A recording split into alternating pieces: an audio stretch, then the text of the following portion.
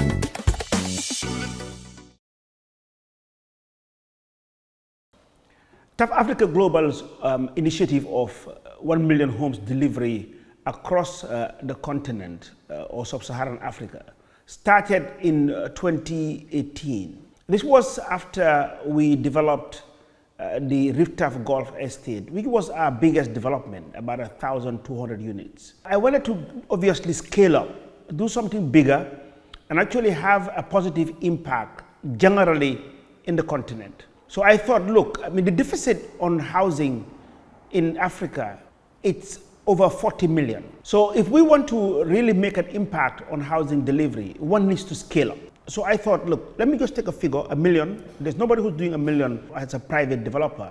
So I took 1 million houses to develop over a 20-year period. Obviously, we started with our own country, which is the Gambia, although with a population of about 2.5 million. But we thought that, look, let's make a huge impact by starting a completely new city of 5,000 houses. I'm trying to create an impact.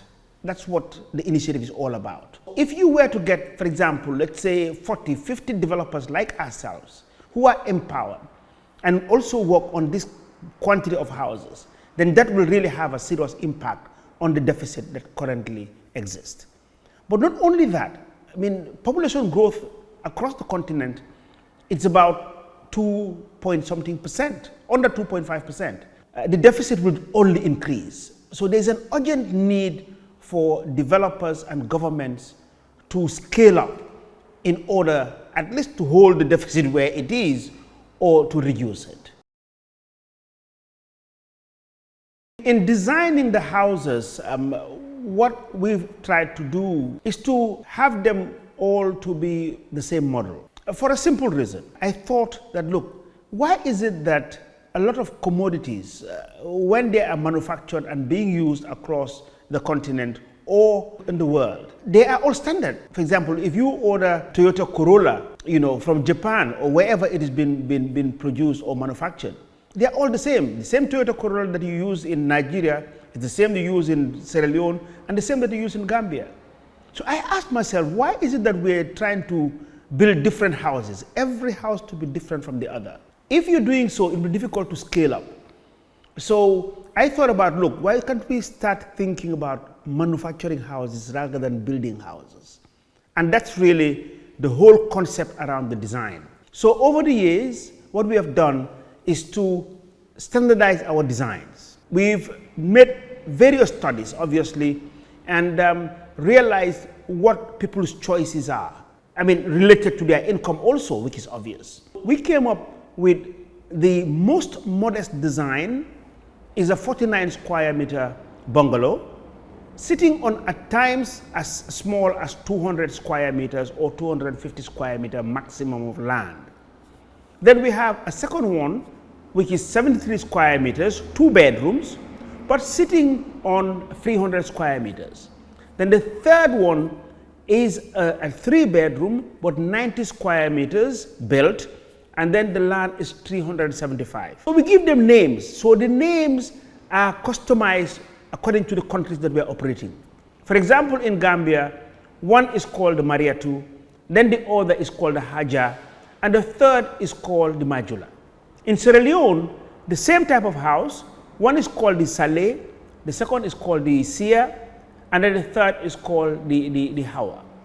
And then now in Nigeria, same type of house, one is called the Blessing, the other is called the Favor, and then the third is called the Charity.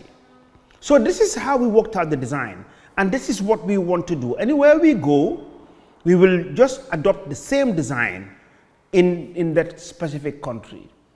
Basically, reason being that we think that these houses have been closely looked at, nicely designed, that it's a one-cap-fit-all. I've looked at all the options that we can offer to our homeowners or our potential homeowners. Not every country is the same based on the earning power of the country, and also people at times they have some tradition in way they live in their houses. In the Gambia, for example, we've partnered with banks to offer mortgages when we initially started. Now we offer payment plans, a maximum of 3 years. So clients can pay 10%, and then the balance is paid over a 3-year period, interest-free. And that's on our sites and services. We're doing this because we've realized that affordability is becoming tougher and tougher as, the world is all getting difficult. In Sierra Leone, we're currently now working with some banks to offer mortgages for finished houses. In Sierra Leone so far, we're only doing finished houses, but we have plans to do carcasses. Now in Nigeria, we've come up with a new model, completely new. So we are doing only carcasses, because what we want to do, we want to scale up. Because in Nigeria, we're trying to build 20,000 houses. That's a number. So in doing so, we thought, look, building the structure is not a problem. So we quickly build the structure, bring in all the services, and this we do in all our cities or our micro cities. We do all the services, meaning the roads, the water reticulation, the electrical network, and also the sewage. Then the plots are fenced, and then in Nigeria we do the carcasses. So once we do the carcass, you then have the option of finishing the house. What a carcass means is that it's all the structural block work, the plastering, both internal and external, and the basic piping for the wires to come later, and then the roof on top of it. So the rest you will do yourself. You will do your ceiling, you will do your tiles, but under control. We have regulations on the way it is done. So again, whilst we're trying to do the models all the same, there's a slight difference based on people's choice and the way they live in different countries. The advantage for doing this is that because we have staff who are really multinational, from in West Africa, from Nigeria all the way to Mauritania. We have nationals who work with us. So once we train them in building these houses, we can move them from one country to the other. Which we did sometime when we were building the TAF Golf Estate. We had to mobilize Senegalese, Gambians, and obviously in West Africa, wherever you go, you'll have a multi-talented, across the border, different nationalities who will be involved in the projects. So in the long term, we can just move our staff and they will master what they're doing. So this is really the design concept that we have adopted, simply because we want to scale up, we want to fast track our 1 million homes delivery.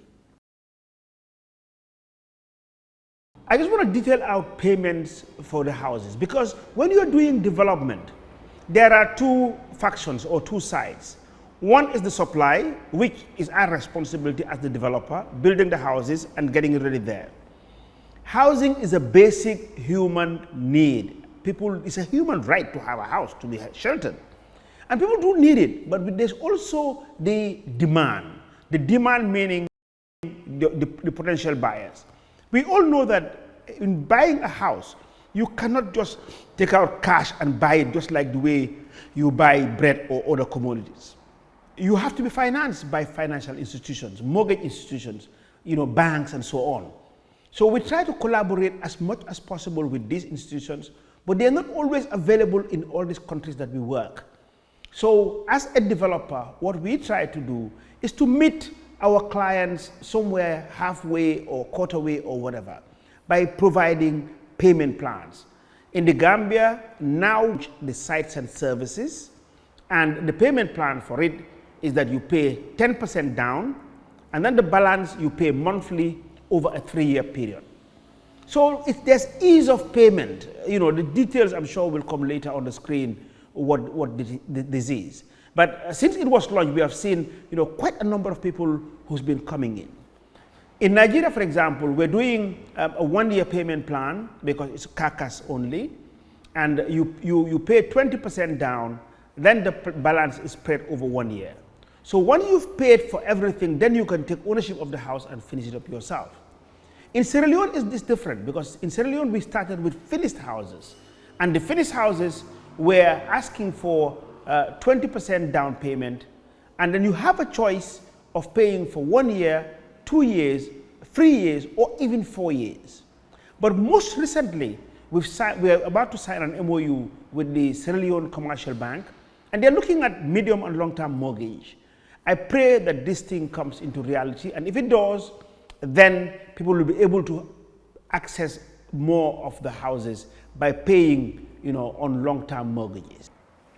In partnering with banks and financial institutions or mortgage institutions, it benefits home buyers, potential home buyers, because buying a house with your own money is almost impossible. It's difficult, not for the masses. So banks and mortgage institutions are the ones who should provide the financing to access housing or to access mortgages. So in partnering with them, which is new and a bit difficult in all these 3 countries that we are operating in, it's a bit difficult, but we're having a breakthrough, one after the other, and we hope in the long term it will be beneficial. We're also trying to partner with international financial institutions, for example, Shelter Africa, the IFC, because they provide soft financing as compared to what we get locally, where you can access financing on a single digit. The only disadvantage you have there is that it's all in hard currency. And when you pay back, you have to pay back in hard currency. But it's good to partner with them, and we're trying to see how we can hedge this so that we can offer softer mortgages and more sustainable. When one talks about housing, it cannot be isolated. The whole housing ecosystem has a lot of benefits to the community that we serve and the continent at large. Because the houses, as everybody knows, they are built. And housing is one of the industries that creates a lot of employment. So when we talk to governments, who are mostly our partners, we try to tell them about the benefits of providing affordable housing. Because on average, for every house that we build, it creates about 25 employment. So just imagine if you're building over the next 20 years, 1 million homes, then it means that over the next 20 years, 25 million jobs will be created directly. And then indirectly, it might be 100 million or so. So this is very important. It serves the community, it creates employment. So anywhere we go, what we do first is to hire, obviously, qualified personnel, but we also train them. We train all these young people through our foundation, and then later they will be developed to be, qualified artisans and contractors. So housing should not only be looked at from the point of providing shelter, but also a major industry that creates employment.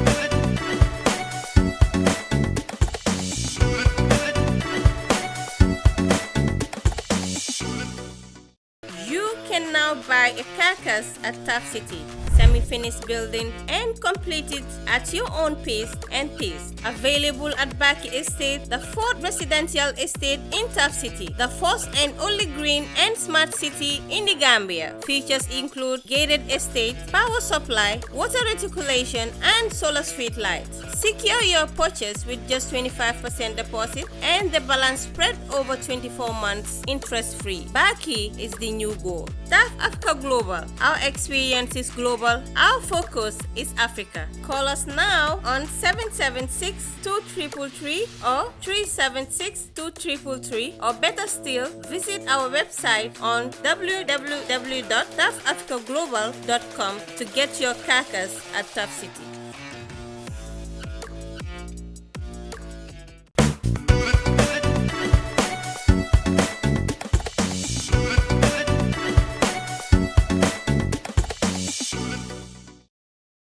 Our specialty today is on PPP, which is public-private partnership, for obvious reasons.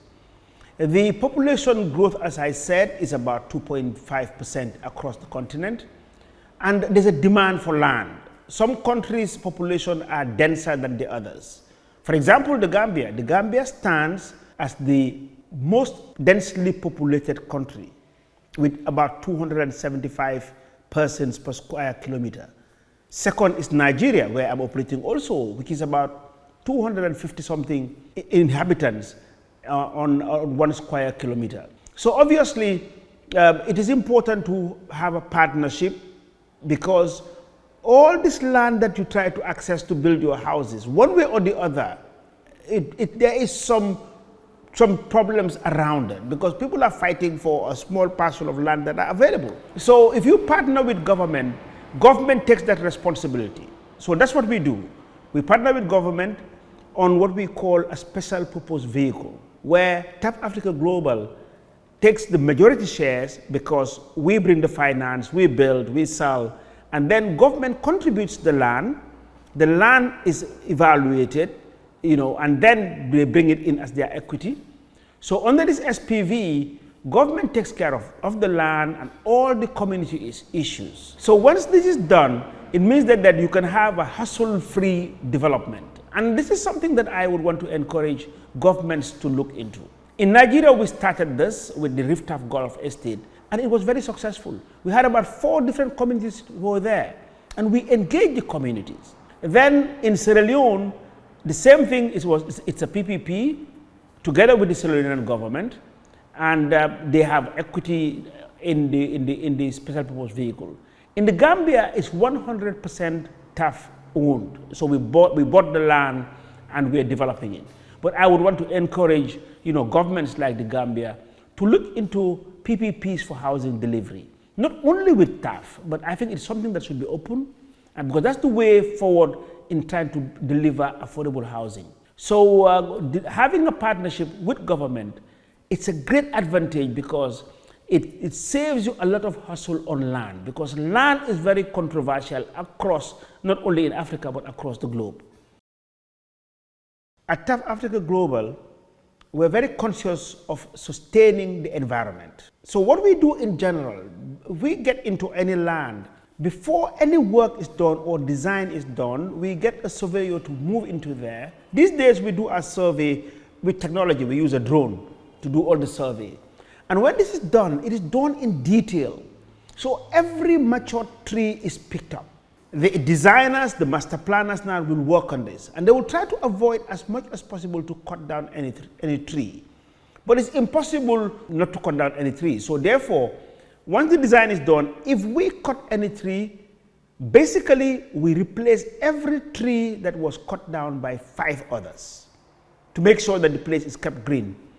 And in all our estates, we make sure that there's a lot of green space, there are a lot of trees that we grow, and then the trees are both ornamental and also fruit trees.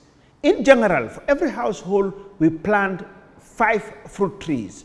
Obviously, the benefits are there. If you plant fruit trees, it's edible, so people will eat it. And then the ornamental trees also are decorative. So if you go into any of our estates that are mature, that was built over time, you'll see how green it is. The Burfoot Gardens is an example. All these trees actually are lined up with fruit trees. So in the TAF Golf Estate, it's so green. I'm sure some of you have seen the pictures and videos of it. And we're doing the same thing in all of our estates that we're developing, our estates or cities or micro-cities. So we're very environmentally friendly, and we make sure that it is also sustainable, because sustainability is key. For example, in all our new estates that we're developing now, we're putting central sewages. And this water from the sewage that is treated can even be used in the gardens. So we're very conscious of saving the environment, keeping the place green by planting as many trees as possible. Today, one cannot but take into account green energy. And in all our estates, we put in solar street lights. We're now looking at putting in mini grids. When we put mini grids, it means that the city or the micro city will be very sustainable with clean energy, solar. Solar is the way to go. And then in some of them, we're trying to put individual units where they have the solar, and then you'll have an inverter. So it will be dual. You can use both the grid and also use solar. So these are the things that we are working on. So most of our developments, or all of our developments, are green cities. The economic and social benefits to both the community and the country at large that these affordable houses bring in it's the volume of business. Once employment is created, it means that money is circulating around and then life is getting better. So if you have a huge investment like this in any of these countries or communities that we serve, it brings in a lot of economic benefit. I mean, trade, the informal sector, everything that we need within the country is provided by those communities. The food that the workers eat, where they live, everything that they do, it's from that country, and it's quite a lot of benefit that it brings to the country. I mean, the duties and the taxes that are paid, revenue goes to the government, and then that can be used for social services.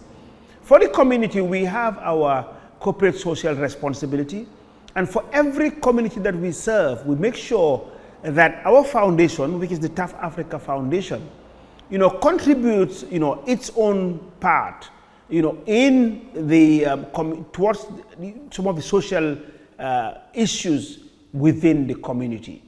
So these projects, they benefit any country, any community, both socially and also economically. The benefits are many, because imagine by building thousands of houses within a community, all the things that will develop around the development. As you know, it's a live, work, and play. So we have sporting facilities there, so that helps the community. We have schools, hospitals, commercial areas. So the whole ecosystem benefits the community. It's a city of its own. So economically, it definitely benefits the country. I mean, the small and medium enterprises that are into tailoring, a bakery, I mean, everything that is being done to create employment and bring in economic benefit comes around because of this development. And that is why it's quite an advantage to have developments like this happening today in Africa. I think some countries have made a huge impact on affordable housing delivery. In Africa, I also saw it in Egypt. Egypt is developing a new city, developing housing which are quite affordable in millions. So there are success stories to learn from. Now, TAF Africa Global is learning from this. We do a lot of research. We, in terms of physically, we visit some countries. Others, we network, through our wide network. And then through the internet, we do as much research as possible. But in general, I think the affordable housing industry is one that can elevate lives in Africa. Employment, economic benefits, social benefits. So governments throughout the continent should really do a lot in affordable housing, providing shelter, which is a basic human need, but also creating employment and making people feel dignified by providing proper shelter for them. So TAF Africa Global is engaging as much as possible with organizations that are within the affordable housing delivery, financial institutions, and that we don't only get engaged in building it, but we play a role in advocacy. We go into conferences, part of organizations that try to find solutions. But we need to talk to each other to understand what is the best way to deliver these things. And delivering it, obviously, affordability is key, as the word is, affordable housing. So I am involved with the African Union Housing Finance organization, where I am a member, and any other organization that's into housing, I do play a very important role.